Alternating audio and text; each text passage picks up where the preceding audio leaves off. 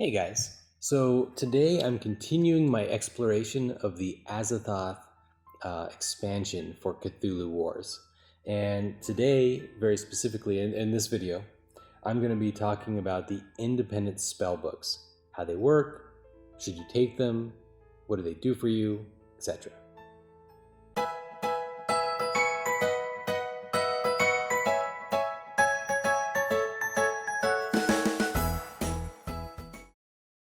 Okay guys, so this whole video is going to be about the neutral spellbooks that came with the Azathoth expansion for Cthulhu Wars. So let's just get right into it. It's going to be probably a pretty short video, I think.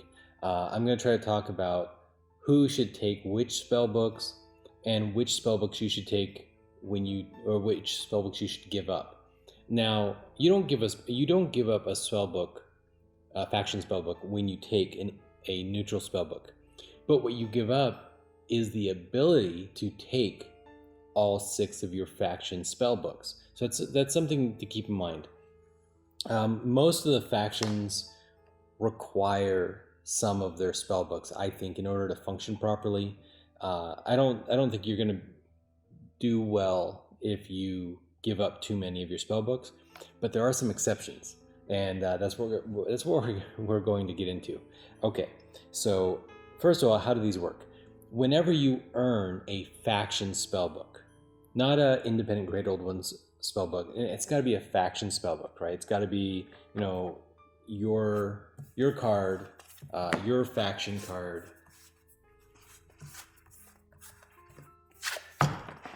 and you know you're doing things, and then you say no, I don't need that spellbook this game. It's not relevant, and instead I'm going to take a neutral spellbook. So in this scenario,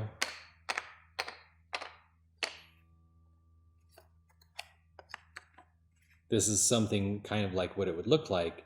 Now I have 6 spellbooks just like normal, but I do not have, in this case, regenerate. And that leads me to my next thing, which is, which spellbook is Cthulhu most likely to be willing to give up? And what I think is either regenerate or absorb. Most people, they tend to play around either Shoggoths or Starspawn. So if you don't tend to summon many Starspawn, get rid of regenerate every game, period. I mean, you should be taking a neutral spellbook if you don't summon Starspawn, because it's a useless spellbook for you. Alternatively, if you like using Starspawn to block kills, maybe for Cthulhu or whatever, but you don't tend to eat your units, then you can give up absorb, I think, pretty safely. I like absorb, guys. I mean, because you can absorb your deep ones, which allows you to convert more cultists into deep ones. Don't give this up, guys. Some people said that they don't like dreams. Cost 2 power, and you have to have the update. It's I printed it out and glued it to my card, but the update, it's a little bit cheaper. It's 2 cost, and you choose 1 or more enemy acolytes, and they have to eliminate 1 and replace it with an acolyte from your pool. You can take gates that way. Most of the time, nobody leaves their gates undefended. Even if you don't have dreams, they're still not going to leave their gates undefended, because so many other factions have something to punish people, like Avatar from Shub-Niggurath or something. So it's a good argument. I do like dreams a lot. It's fun when you take a gate that way. It's a fun threat. I like it, but I get why some people don't care about it or don't use it, and maybe even frustrated with it because nobody lets them use it.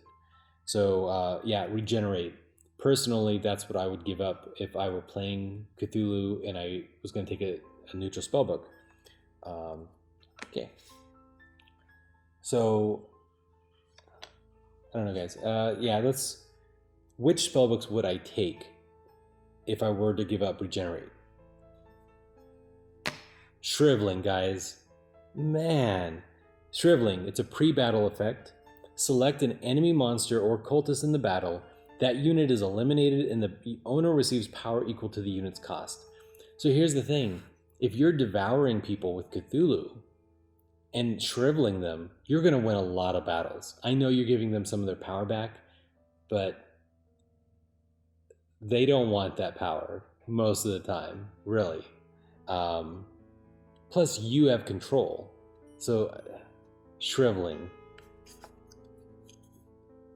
It's a good spellbook for a Cthulhu game. Okay, but what else would you want? What if you gave up absorb and regenerate, or regenerate and dreams? Well, what would you take? I think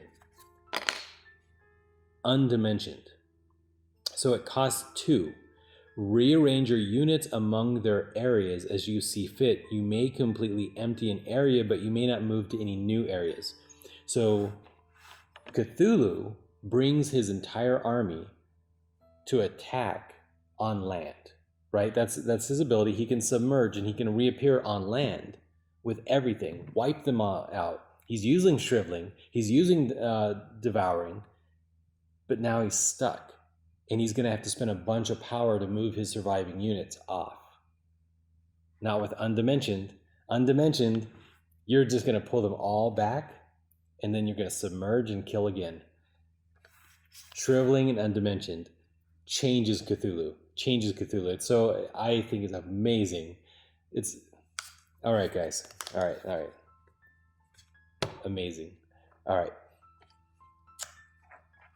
So Black Goat.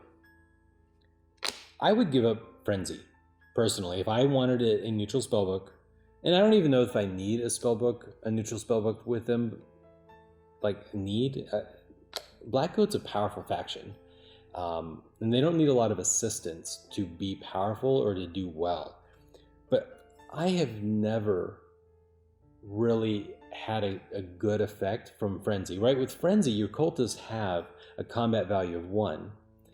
Which means you can attack with cultists because you can attack with units that have a combat value greater than 0. It's never gone off well for me, guys. I've never seen anybody else do much with it. It's a little bit of a threat, kind of like dreams, right? You just kind of like, yeah, people are going to act a little bit differently. But your cultists can still be devoured or captured. They can still be captured by monsters. So I'd give up Frenzy. I might give up Groth.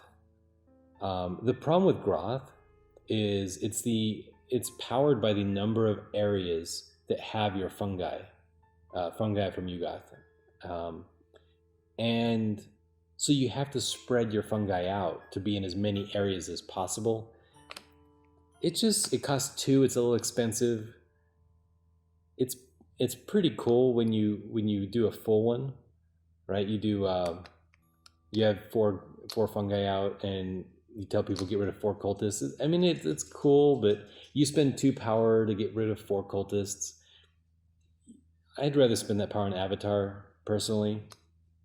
Okay, but if I were to get rid of a neutral spellbook, then what might I do? Well, I think, because Shub-Niggurath is constantly getting Elder Signs via her Blood Sacrifice power, if you combine it with Stars Are Right, you're sacrificing your cultists for Elder Signs, and then you're immediately turning them in for Doom points to get power equal to whatever it is, which is basically between 1 to 3 power. So suddenly this power becomes much cheaper, right? It normally costs 1 to summon 1 cultist, which you sacrifice every turn. I mean, that's Shub-Niggurath saying as they sacrifice their cultists. Stars Are Right. Amazing. Really good. I would do it early. As soon as I started sacrificing my cultists, I would want Stars Are Right. Anything else? I'm not really big at. I don't. I mean, shriveling is fine for them. I don't know if it's great for them. Shriveling combined with Avatar could be pretty nice, right? It could allow you to take a lot of gates. So if you're doing the Shub-Niggurath, drag your feet, your four hooves. You're dragging your hooves long enough to be able to do Avatar at the end of the round and punish people. You combine that with shriveling, and now you're taking a lot of gates. So I like shriveling too, but I just don't know what I'd give up. Yeah, I might give up Groth for those two spell books. I think it'd be pretty nice. Okay. Yellow Sign. So if you saw my Azathoth video, I just don't think Yellow Sign benefits from Azathoth, but the neutral spellbooks, I like it. Okay, so I would give up Shriek of the Byaki. That's what I would give up, because I rarely use it. I just, I might also give up Passion, because when your cultists are killed or captured, you gain 1 power. I actually see it go off all the time, right? It goes off fairly regularly, but I just don't know if it's a game changer, and I would be willing to give it up for a neutral spellbook. And what I would give it up for, again, is Stars Are Right. I think Yellow Sign and Black Goat are going to be competing for this spellbook, because Yellow Sign gets a bunch of Elder Signs. So any faction who gets a lot of Elder Signs, they want Stars Are Right. I think. I just think. I mean, normally Yellow Sign's kind of secretive, and you're like, oh, Yellow Sign has 10, 11, 12 Elder Signs. They might end the game any moment. Oh no, they might have 10 ones. Happens.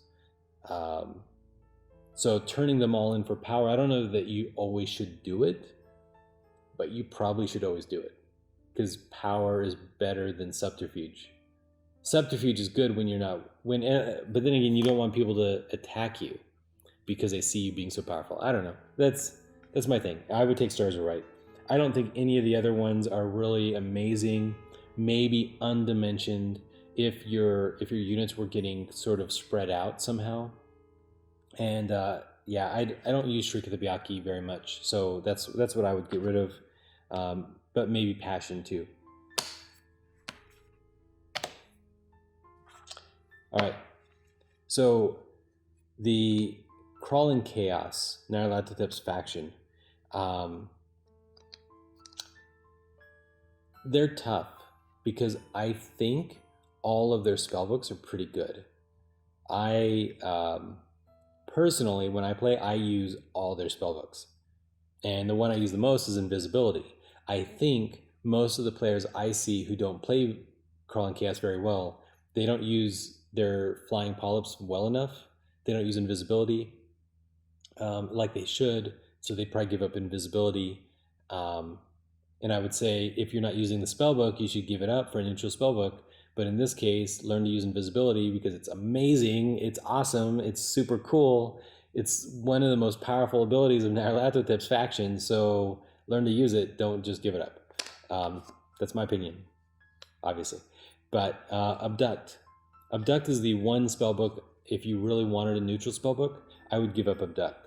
Eliminate 1 or more Night Gaunts in the battle area. For each such Night Gaunt, your opponent must eliminate 1 of his own monsters or cultists in that area after this combat proceeds. It's cool. It's a good power. It's a good defensive power because it's expensive to move your Night Gaunts into a battle and then attack. I don't know. Again, I like all their spellbooks. So I mean, I really wouldn't take a neutral spellbook as Crawling Chaos, but if for some reason Night Gaunts weren't useful in this game, then what would I take? I don't know. None of them are so great for Crawling Chaos. Shriveling is good for anybody, I think. The Mouse Ceremony could be good. You get to Mouse Ceremony. You get to eliminate cultists for 1 power each. Effectively, that can allow you to push to become first player, and it can be a double win, because if you end the round with a cultist threatened, just sacrifice him for 1 power and then resummon him somewhere else that you want him to be. I think it's nice. I think it's a good power, but I don't know that I would give up any of his spellbooks. They're good, and they all have good spellbooks. But I mean, Nyarlathotep's spellbooks are good all the time, not this situationally good. Okay. The Chocho. So, I'm sorry, Chocho. If Chocho were like a person, like if somebody really bonded with a Chocho, I'd be like, I'm so sorry, because I just don't like a lot of their spellbooks. Chocho win a lot in our games. I don't know after the new balance changes, but we haven't played yet with them. But I just don't like their spellbooks, though. Okay, Solus. When captured and sacrificed, your cultists provide 0 power instead of 1 power. Okay, guys, why are your cultists all being captured? I just don't understand. What kind of games are you guys playing that you're constantly leaving your cultists undefended and getting them captured? How many times is this spellbook really going to help you? I get it. You could lose a unit, maybe Shub-Niggurath avatared in and captured. Come on. This power has only gone off once or twice per game in any Chocho game I've ever seen. Give it up. Idolatry. Select an area containing another faction's starting glyph. Even if that faction is not in play, move any or all of your units in adjacent areas into the selected area.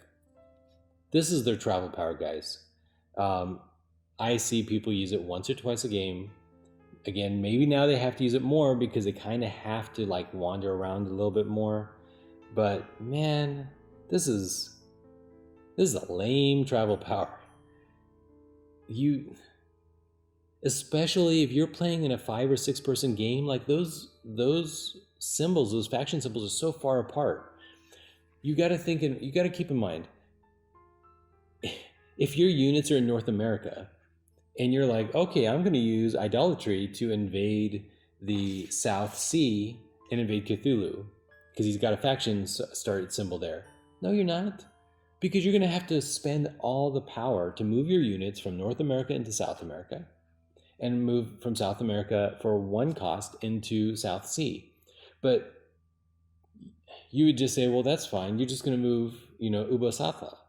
If you're going to move Ubosatha into South America and then, invade the South Sea with Ubosatha, you're not going to use idolatry. I don't know. I just don't like it. Just don't like it, guys. It's not good enough. If they had some ability to move 2 spaces, idolatry, move any number of units up to 2 spaces into somebody else's faction glyph, now it's amazing. Now it's good. But as it is, I hate it. Tell me, I need you guys to post down below why I am dismissing this too early. Anyway, okay. So you've gotten rid of the bad spellbooks for Chocho. What do you take? Stars are right. They tend to get a lot of Elder Signs, so that's obviously when they want. Everybody's going to be fighting for this spellbook, I think.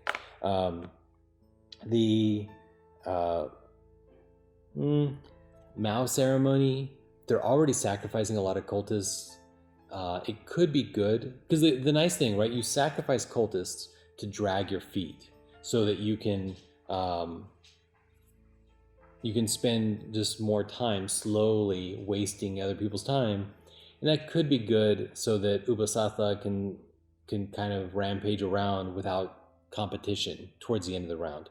Maybe Umra at